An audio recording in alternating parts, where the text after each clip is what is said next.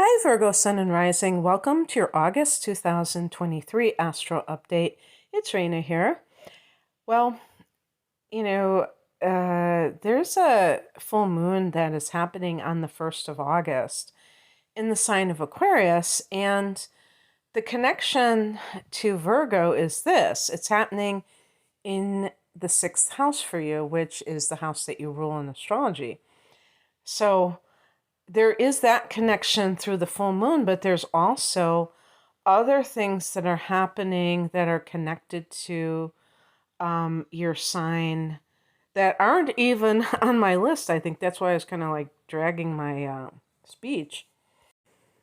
Mars specifically is going to be in Virgo all month long. Actually, I'm recording this on July, what's the date? 15th. And Mars has recently gone into Virgo, and I didn't even pay attention to that. So, yeah, very, very interesting. And Mars will go into Libra during this month, but I'm just saying that you have. Oh yeah, another thing too is your ruler Mercury is in Virgo, and there's going to be a Mercury retrograde. But let's go back to the beginning of the month and talk about that full moon. There's going to be a blue moon in your opposite sign at the end of August. So that's another interesting aspect to this month. Also, another thing that is interesting is that there are less transits that there have been in the most recent months that I have been doing these astral reports. And yet, there still is, there are still are significant things happening, but I really was pretty floored when I was compiling the list, because after that full moon in Aquarius, the next significant transit is the new moon in Leo. So it's like, we're talking about like a 2-week differential. Um, And, that's not typical for a certain month. So anyway, I wanted to go back to the full moon in Aquarius. And in the 6th house, a full moon can be quite different depending on the type of situation you have going on. Just to recap, the 6th house that you rule in astrology is connected to your service to others, otherwise known as work. So it could be the workplace, it could be anything that's connected to this workplace, including your salary or, a promotion, and then your coworkers. And it's also the house of health, and it's the house of your daily routine. It's the house of pets too, but we won't focus on that. But in terms of your daily routine, the full moon can indicate that something, maybe it has to be let go of because it's no longer serving you in terms of your life as a whole. Or it's situational. For instance, let's say you've retired. All of a sudden, your day looks a lot different. And for a sign like Virgo, this can be quite significant because you rule this house, you tend to have this tendency to be very scheduled and disciplined, with time management. And so any kind of major shift like that could hit you very hard, even if you initiated it. So, yeah, full moon brings things to a head. Sometimes there is some kind of emotional crisis, or like in the case of full moons can bring out secrets, hidden information. And that could be like, for instance, a coworker who never liked you or who's been sabotaging you. Those kinds of things, some kind of secret coming out. Now, that can be a good thing because you can kind of uh, finally get to the root cause of something. Also, health matters. And I think that, there are religious traditions that fast during the full moon and even the new moon, but the full moon is the time, I think, because of detox. And that's the same principle of bringing to the surface what has been kind of rotting away underneath. So, so health matters. But with your work, you might get a promotion. Full moons can be very abundant, fertile times, creative times, in other words. So anything like that could be like a raise or a promotion, or you might be ending a job or losing a job. Now, I don't like to be a fear monger or anything, so I'm not saying you're going to get fired or anything, but it's just all the possibilities.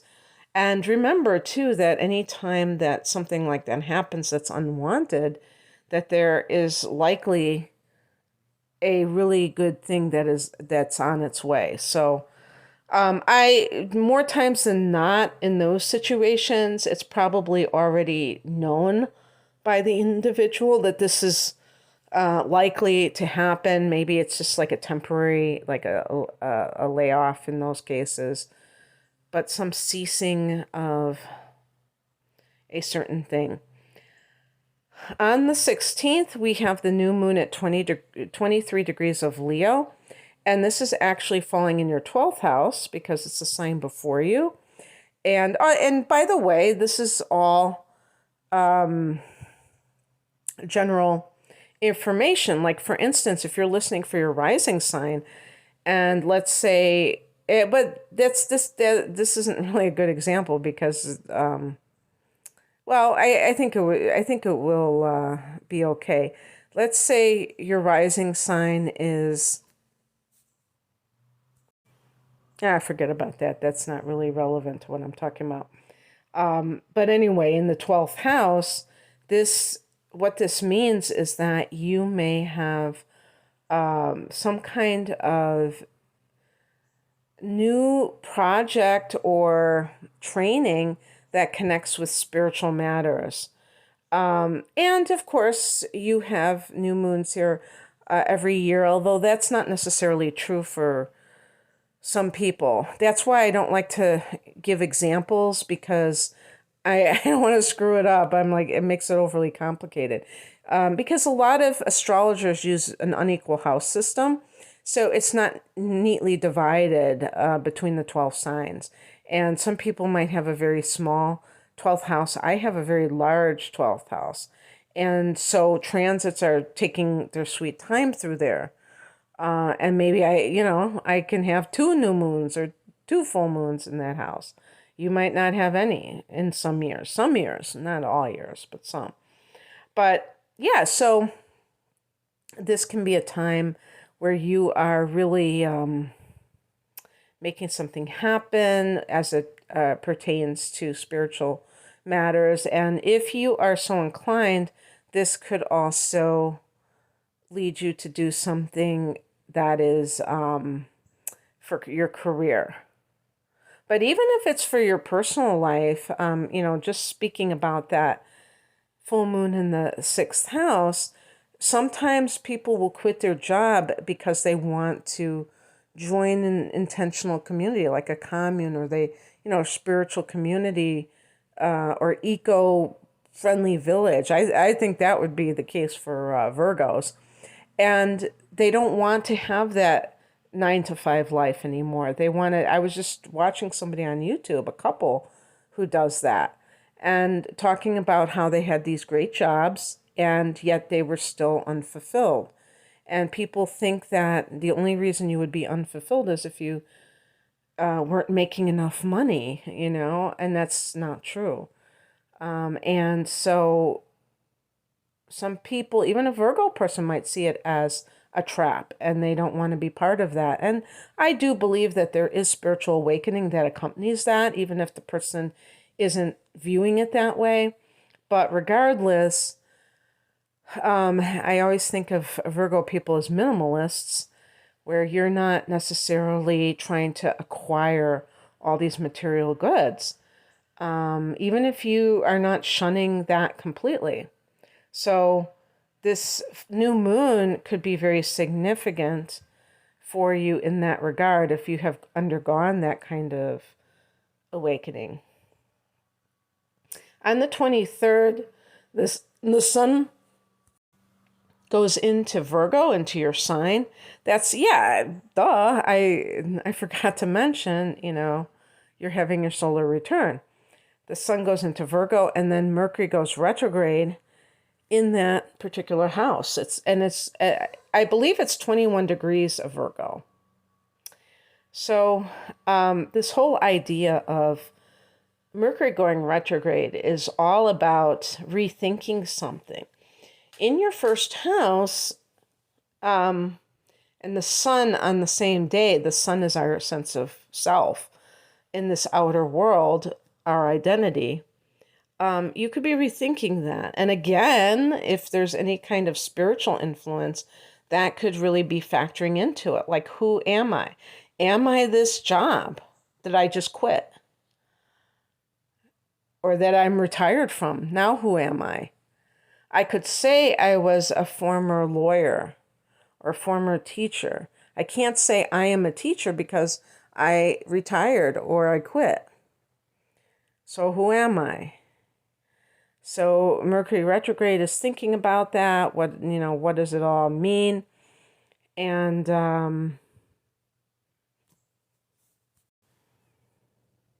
in a couple of years, you're going to start to have eclipses in your sign, in your opposite sign of Pisces, and that will further cement the deal.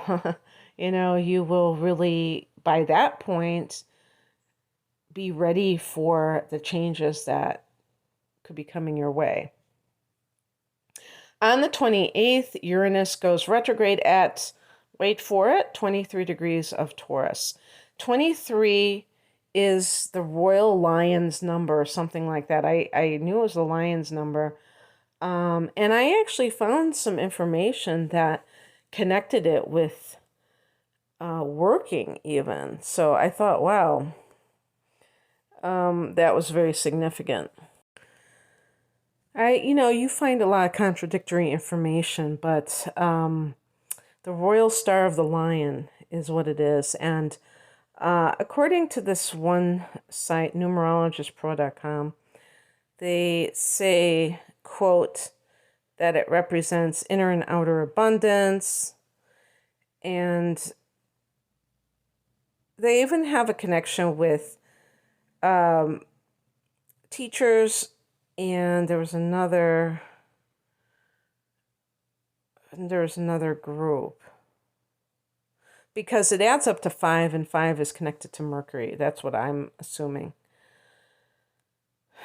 Oh well. So that's happening. And of course, this is a fellow Earth sign. So this is coming from your 9th house, this Uranus retrograde. And I think for Virgo people, Uranus in the 9th house is loosening dogmatic views about God, or religion in general, because this is the house of philosophy. And Uranus is really this sign that loves freedom and loves nonconformity. Well, organized religion is all about conforming to certain ideals. And while it can make us feel safe, it can sometimes be a situation where the person feels like they're kind of kept in a little box and they can't stray from the dictates of that particular faith. And that's why I assign organized religion to the 9th house, because of the philosophical connection, whereas the 8th and 12th houses are both, eighth house is occult, mystical in the sense of, metaphysical, I should say. The 12th house is mystical, dealing with past lives and just, Neptune being very open-ended. Okay, so this is about the kind of like, and it's also the ninth house is also the law itself. So it's perfect because sometimes I hear people quoting scriptures and it's like they're quoting from a legal book where they're, the do's and don'ts and, this is what, is the right thing to do or to think and the wrong thing. And you're freeing yourself from that. So for some people, for some Virgos who grew up in an organized religion that really was a central theme of your life, maybe you even went to school with that particular faith and your family was very immersed in the church, it just became so familiar and second nature to you that sometimes it takes a while to kind of deprogram yourself and get away from that if you feel that that was too restrictive. If it works for you, then that's awesome. But with Uranus here, it can make the person rebel. And also with academia, and I'm sure there are some Virgos out there who teach at colleges. This is higher education, so it wouldn't be, grammar school or that kind of thing per se. But even what I would say with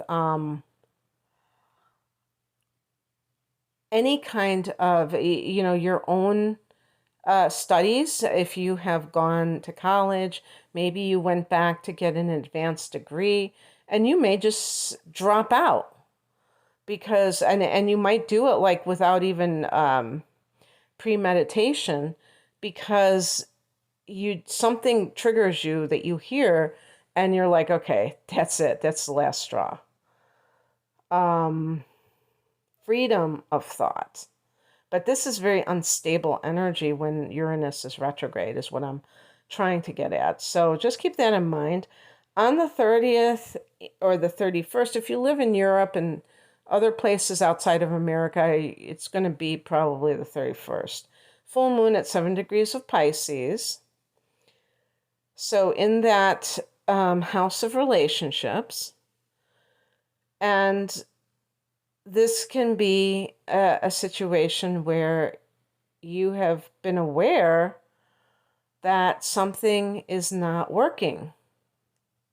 If you are getting along famously with your partner, then it might be that you are taking things a step further. If you're monogamous but you're not married or you haven't moved in with that person, maybe you'll do so. But sometimes it can be that some secret comes out that makes you aware of things that have been going on beneath the surface. So it may just be that you need to have a long overdue discussion with your partner. And that could be the end of it. So it all depends on the nature of your relationship. Alrighty then, that's what I have for you, Virgo. I hope that this resonated.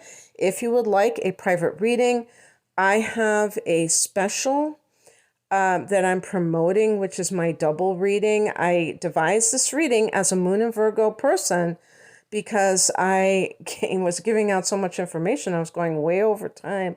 I was trying to do a natal chart analysis and transits for the upcoming year in 1 hour. I can't even believe that I even did that at one point for a long time, actually. But the readings would, usually go way, way over. So I decided, I was trying to figure out other ideas. So I decided upon this, which is an hour of natal chart analysis and an hour of transits for the upcoming 12 months, whatever those 12 months are.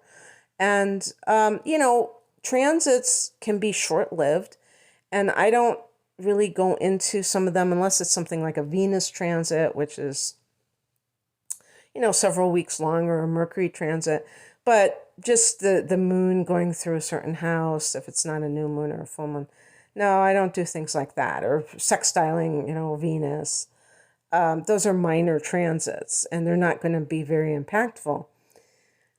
But yeah, so it gives me more ample time. Sometimes I still go over, even with 2 hours, but that is a special price. I do sell those readings separately because sometimes people don't care about transits, or they don't want the natal chart analysis and they just want to get one or the other. So it's just that the double reading called my deep dive is a package deal, and it is discounted because of that. And I have, life path readings, relationship readings. You can find out more information at the link below. I'm at RainaMoonAstrology.com. Thank you for listening. Bye.